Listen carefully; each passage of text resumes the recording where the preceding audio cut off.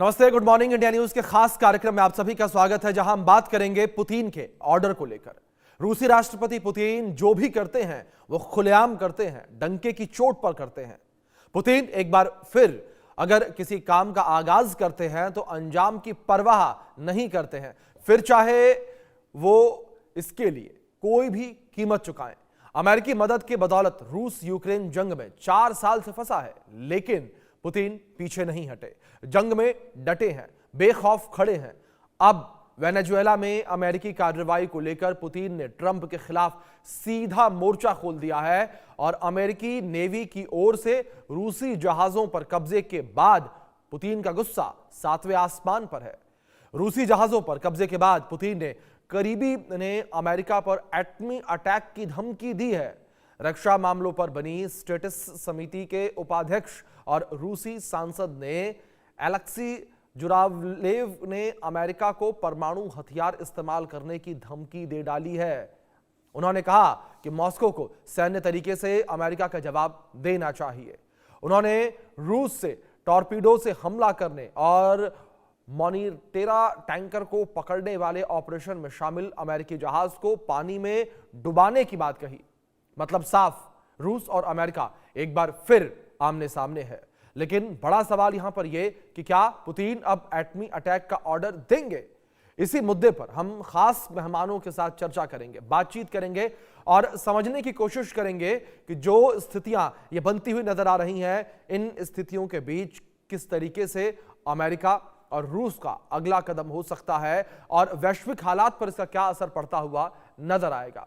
अब कुछ और जानकारियां, महत्वपूर्ण अपडेट्स आप तक पहुंचाते हैं। किस तरीके से रूस के पास सबसे बड़ा एटमी जखीरा है, रूस के पास अमेरिका से भी बड़ा परमाणु हथियार है। आप समझिए किस तरीके से रूस के पास 5580 एटम बम होने का दावा है, यानी कि 5500 से ज्यादा, 5600 के करीब रूस के परमाणु हथियार पर पुतिन का कंट्रोल है और रूस के 1710 एटम बम अलग अलग जगहों पर तैनात हैं। बैलिस्टिक मिसाइल पर 870 हथियार हैं। पनडुब्बियों से लॉन्च होने वाली बैलिस्टिक मिसाइलों पर 640 हथियार मौजूद हैं। भारी बमवर्षक ठिकानों पर 200 हथियार तैनात हैं और इन हथियारों से रूस दुनिया को कई बार बर्बाद कर चुका है। यह महत्वपूर्ण बात है कि रूस कई बार बर्बाद जो है वो कर चुका है। तो ऐसा आप समझिए कि किस तरीके से यहां पर स्थितियां जो हैं वो बनती हुई नजर आ रही हैं। तो बड़ी विनाशकारी परिस्थितियां बनती नजर आ रही हैं और इसी विषय पर बातचीत करेंगे। 2 खास मेहमान हमारे साथ जुड़ गए हैं और उन मेहमानों का परिचय मैं आपसे करवा दूं। हमारे साथ retired colonel TP Tyagi ji जुड़े हैं, डिफेंस एक्सपर्ट के तौर पर। हमारे साथ विदेश मामलों के जानकार रवि अरोड़ा जी जुड़े हैं। बहुत स्वागत है आप दोनों मेहमानों का। चर्चा की शुरुआत रवि जी सबसे पहले मैं आपसे करना चाहूंगा। जिस तरीके से रूसी जहाजों को अमेरिका के द्वारा जब्त किया गया है और अब रूस के द्वारा जिस तरीके से कड़ा रुख अख्तियार करने की बातें निकलकर सामने आ रही हैं, मैं आपसे समझना चाहूंगा रवि जी, जो इस वक्त मौजूदा वैश्विक हालात बने हुए हैं, क्या इन वैश्विक हालातों के बीच एक और मुहाने पर जंग देखने को मिलेगी? क्या अमेरिका वर्सेस रूस अब आमने सामने की लड़ाई में उतरेंगे? जी बिल्कुल, कई बार दुनिया में ऐसे हालात बने कि कई मुल्क आपस में लड़ते नजर आए, तो ऐसे हालात लगने लगा था कि तीसरा विश्व युद्ध की शुरुआत हो सकती है, चिंगारी लग चुकी है। लेकिन कहीं ना कहीं कभी भी 3 महाशक्तियां, चाहे हम चाइना की बात करें, चाहे हम रूस की बात करें, चाहे हम अमेरिका की बात करें, कभी भी आमने सामने नहीं आई। पर पहली बार ऐसा हो रहा है कि वेनेजुएला के मैटर पर कहीं ना कहीं यह दोनों देश, चाहे हम अमेरिका की बात करें या रूस की बात करें, दोनों ही पूरी तरह से आमने सामने खड़े नजर आ रहे हैं। सिर्फ आमने सामने खड़े नहीं नजर आ रहे, बल्कि जिस प्रकार से परमाणु ताकत का इस्तेमाल करने की धमकी दी गई रूस द्वारा, और लगातार वहां के सांसद भड़के हुए हैं, जिस प्रकार से वो चाह रहे हैं कि अमेरिकी पनडुब्बियों को भी डुबा दिया जाए, क्योंकि अमेरिका ने अंतर्राष्ट्रीय कानून को तोड़ा है और खासकर रूस के फ्लैग के अंडर चलने वाले रूसी तेल टैंकर मरीनारा को जिस प्रकार से अटलांटिक सागर में जब्त किया गया, जिसके पास 24 दिसंबर 2025 को अंतर्राष्ट्रीय स्तर पर उसको परमिट दिया गया था रूस द्वारा कि वो यात्रा कर सकता था, उसके बावजूद जिस प्रकार से कोस्ट गार्ड, अमेरिकी कोस्ट गार्ड ने उसका ना सिर्फ पीछा किया बल्कि उसे जब्त कर लिया, उसके बाद कहीं ना कहीं रूस पूरी तरह से भड़क चुका है। वहां के सांसद लगातार आवाज उठा रहे हैं। तो ऐसे में अब खुद मैं समझता हूं व्लादिमीर पुतिन भी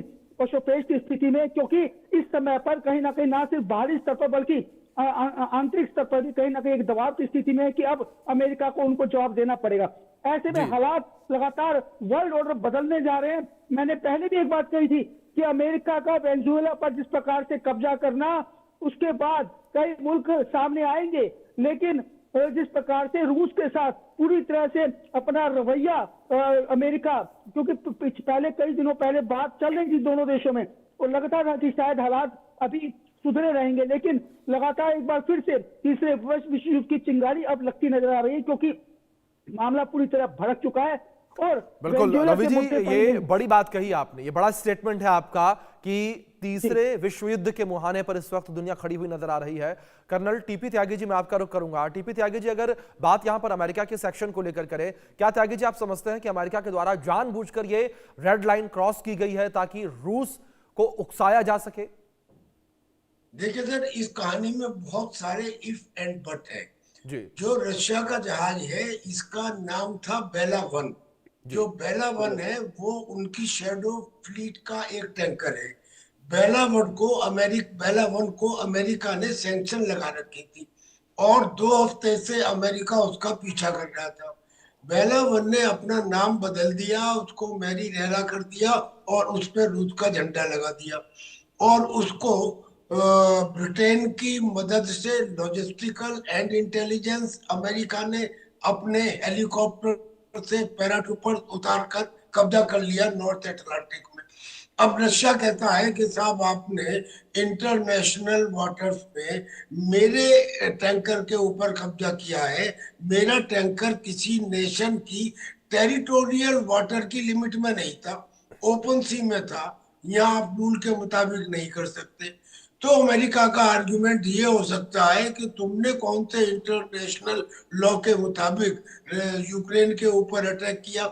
यानी कि इसमें तो बहुत सारे इफ एंड बट है, पर खास बात ये है कि रशिया के जो नेशनल पार्लियामेंट डूमा है, उसके डिप्टी चेयरमैन ने ये बयान दिया कि अब रशिया को अपने टॉर्पेडो से अमेरिका के 2-4 शिप को डुबो देना चाहिए, न्यूक्लियर अटैक कर देना चाहिए। ये वहां के लोग भी कह रहे हैं। रशिया के लोग ये कह रहे हैं कि अमेरिका के पे जब पर्ल हार्बर में अटैक हुआ तो उसे उतना नुकसान नहीं हुआ जितना रशिया को आज तक हो चुका, लेकिन अमेरिका ने उसके बाद जापान पे एटॉमिक अटैक कर दिया। अरे अगर स्टालिन रहा होता तो अब तक वो कर देता। लिहाजा इसको पुतिन को उकसाया जा रहा है, लेकिन पुतिन अभी तक धैर्य का सामना कर रहे हैं और मैं समझ रहा हूँ ये धैर्य का सामना तब तक करेंगे, ये धैर्य से काम तब तक करेंगे, इनका पर्सनल स्टेटमेंट तब तक नहीं आएगा जब तक चीन इनके साथ पूरी तरह कुल्लम कुल्ला साथ में नहीं आ जाता। अब चीन की स्थिति यह है कि वेनेजुला से चीन ले रहा था रोजाना 8 lakh barrel per day, 8 lakh barrel per day Venezuela से, वो बंद हो गए। अमेरिका कह रहा है कि मैं आपको अभी भी दूंगा, लेकिन अब आपको भुगतान जो है वो डॉलर में करना पड़ेगा, वो आप अपने युआन में नहीं कर सकते। और असलियत में रशिया, चाइना, ब्रिक्स का और एससीओ का जो टोटल एम है वो ये है कि दुनिया से अमेरिका के डॉलर की दादागिरी को कम करना है। अब अगर इस मामले में चाइना रशिया के साथ आ जाता है और फिर और कंट्रीज यानी कि जैसे नॉर्थ कोरिया, ईरान, और मैं समझता हूं कि आने वाले समय में यू डोंट नो इंडिया में आल्सो ज्वाइन देम, क्योंकि इंडिया के ऊपर ये 500% टैरिफ लगाने की बात कर रहे हैं। तो अगर ये सिचुएशन बनती है then it may turn out to be a third world war. जी जी बिल्कुल। रवि जी, दूसरी ओर क्या अमेरिका को लेकर बात करें, अमेरिका खुद दुनिया में अपने आप को जज, ज्यूरी और जल्लाद मानने लगा है, क्योंकि जिस तरीके